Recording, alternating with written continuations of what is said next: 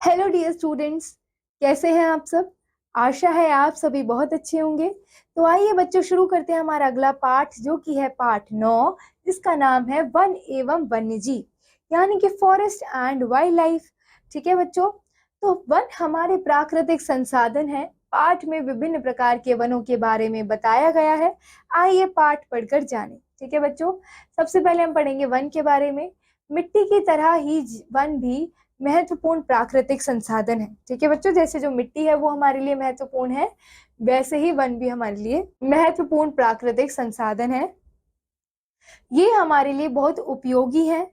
वनों से हमें लकड़ी, गोंद, शहद, जड़ी बूटियां, लाख, बांस, बेंत, चारा, घास आदि अनेक वस्तुएं मिलती हैं। वनों से प्राप्त लकड़ी से अनेक वस्तुएं बनाई जाती हैं, जैसे कागज, दिया सलाई, खिलौने, फर्नीचर, खेल का सामान, खिड़की, दरवाजे आदि। ठीक है, वन मिट्टी के कटाव को रोकने में सहायता करते हैं। इसके अतिरिक्त हरे भरे पेड़ पौधे हवा को शुद्ध करते हैं। ठीक है, वन वर्षा लाने में भी सहायक होते हैं। वन अनगिनत पशु पक्षियों को शरण देते हैं। वे हमारी प्राकृतिक सुंदरता को भी बढ़ाते हैं। मिट्टी, जलवायु और तापमान की विविधता के कारण वनों में भी विविधता पाई जाती है। वनों के स्वरूप पर वर्षा का अत्यंत प्रभाव पड़ता है। ठीक है बच्चों, फिर पढ़ते हैं वनों के प्रकार, यानी कि टाइप्स ऑफ फॉरेस्ट। देखिए बच्चों, हमारे देश के धरातल, जलवायु की विविधता एवं प्रकृति के आधार पर वन विभिन्न भिन्न प्रकार के होते हैं, जैसे सदाबहार वन। ठीक है, सदाबहार वन वर्ष भर हरे भरे रहते हैं। ये वन मुख्य रूप से उष्ण व आर्द्र क्षेत्रों में पाए जाते हैं। इन वनों के वृक्ष लंबे होते हैं तथा इनकी चोटियां छतरीनुमा होती हैं। इनकी लकड़ियां कठोर एवं लाभदायक होती हैं। ठीक है, फिर इन वनों में मुख्यतः रोजवुड, महोगनी, बांस, चंदन तथा आवनूस के वृक्ष मिलते हैं। सदाबहार वन अधिक वर्षा वाले क्षेत्रों में पाए जाते हैं। इन वनों में बाघ, हाथी, गेंडा, तेंदुआ, हिरन, सांप, चीता आदि जंगली जानवर पाए जाते हैं। ठीक है, फिर आता है बच्चों पतझड़ वन। भारत के अधिकांश भागों में पतझड़ वन पाए जाते हैं, क्योंकि भारत के अधिकांश भागों में विशेष मौसम ही वर्षा होती है। ठीक है, विशेष मौसम में ही वर्षा होती है तथा वर्ष के आधे से अधिक महीनों में मौसम शुष्क रहता है। ठीक है, शुष्क मौसम में ये वन अपनी पत्तियां गिरा देते हैं।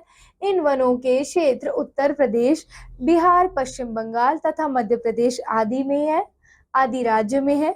शीशम, सागौन, साल, चंदन, सीमल, महुआ तथा टीक आदि इन वनों के प्रमुख वृक्ष हैं। फिर इन वृक्षों की लकड़ियों से फर्नीचर आदि बनाए जाते हैं। इन वनों को मॉनसूनी वन भी कहा जाता है।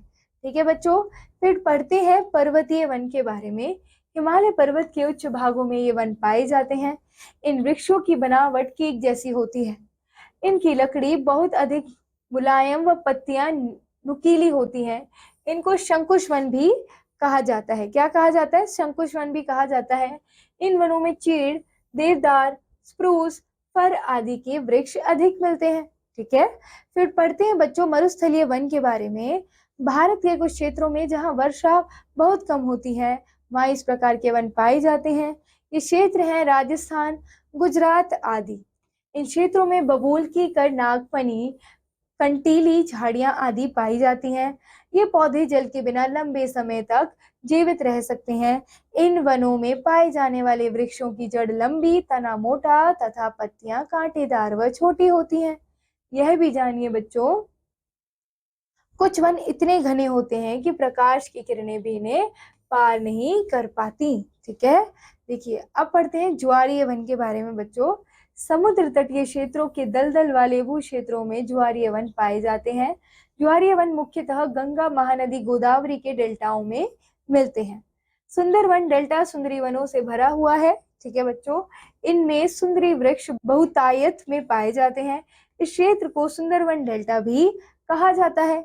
यह वृक्ष प्रायः उड़ीसा, पश्चिम बंगाल, गोवा, केरल, आंध्र प्रदेश, गुजरात, कर्नाटक, महाराष्ट्र आदि में पाए जाते हैं। ठीक है, अब पढ़ते हैं बच्चों वनों से होने वाले प्रमुख लाभ, यानी कि मेजर बेनिफिट्स ऑफ फॉरेस्ट। वनों से होने वाले कुछ प्रमुख लाभ निम्नलिखित हैं। वनों से हमें बहुमूल्य लकड़ी प्राप्त होती है, जो फर्नीचर निर्माण, भवन निर्माण आदि अनेक कार्यों में काम आती है। फिर दिया सिलाई, कागज, खाद, रबड़, लाख, मोम, वार्निश, पेंट आदि अनेक उद्योगों के लिए वनों के कच्चे माल की प्राप्ति होती है, जैसे घास, बांस, मेद, सुगंधित तेल, गोंद, लाख, पत्ते, फूल, फल, चमड़ा रंगने की छाल, राल, बिरोजा आदि। ठीक है। फिर वनों से विभिन्न प्रकार की औषधियों के निर्माण हेतु जड़ी बूटियां प्राप्त होती हैं। वनों पर आधारित विभिन्न उद्योगों में लाखों लोगों को रोजगार मिला हुआ है। वन जलवायु नियंत्रण, बाढ़ नियंत्रण में सहायक हैं। वन वर्षा को आकर्षित करते हैं।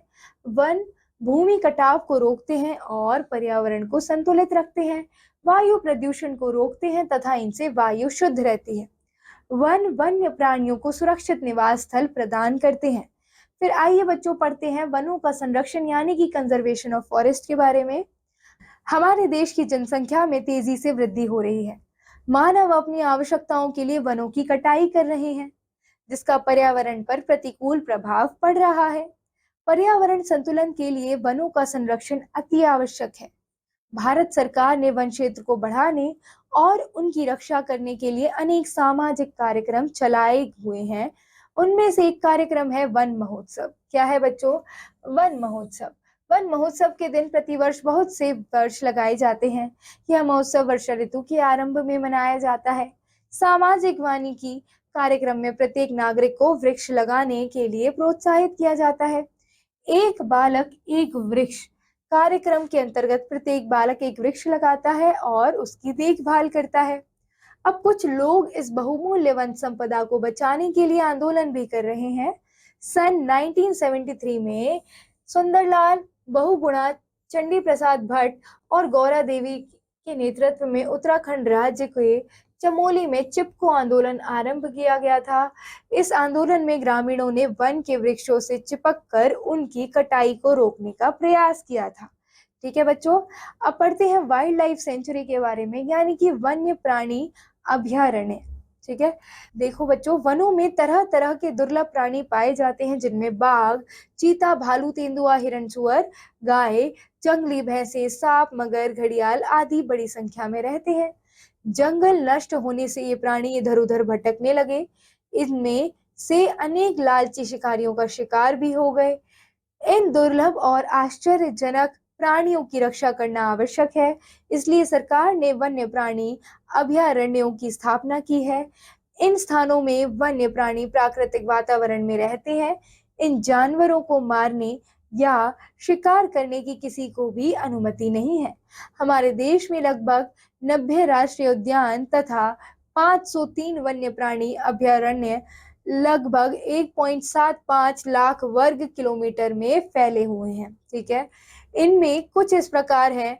असम में काजीरंगा राष्ट्रीय उद्यान, उत्तराखंड में कॉर्बेट राष्ट्रीय उद्यान, मध्य प्रदेश में कान्हा राष्ट्रीय उद्यान, राजस्थान में घाना पक्षी अभयारण्य, गुजरात में गिर राष्ट्रीय उद्यान तथा केरल में पेरियार राष्ट्रीय उद्यान। ये सभी विश्व प्रसिद्ध अभयारण्य हैं। गुजरात के गिर वन एशियाई शेरों के लिए प्रसिद्ध हैं, जबकि सुंदरवन में बंगाल का प्रसिद्ध बाघ पाया जाता है। ठीक है, बंगाल टाइगर यहाँ पाया जाता है। एसिटिक लाइन गुजरात में गिर फॉरेस्ट में पाया जाता है। अब बच्चों, यहाँ ये पाठ समाप्त होता है। अब इस पाठ में आए कुछ बिंदुओं को दोहराते हैं। वन हमारे लिए बहुत उपयोगी है। वन मिट्टी के कटाव को रोकने में सहायता करते हैं। वनों के स्वरूप पर वर्षा का अत्यंत प्रभाव पड़ता है। सदाबहार वन वर्ष भर हरे भरे रहते हैं। समुद्र तटीय क्षेत्रों के दलदल वाले भू क्षेत्रों में ज्वारीय वन पाए जाते हैं। वन वन्य प्राणियों को सुरक्षित निवास स्थल प्रदान करते हैं। तो बच्चों, यहाँ ये पाठ समाप्त होता है। आशा है आप सभी को ये पाठ बहुत अच्छा लगा होगा। तो बच्चों, हम मिलते हैं अगले पाठ में, अगली कक्षा में। तब तक keep revising, keep learning. Thank you, all the best.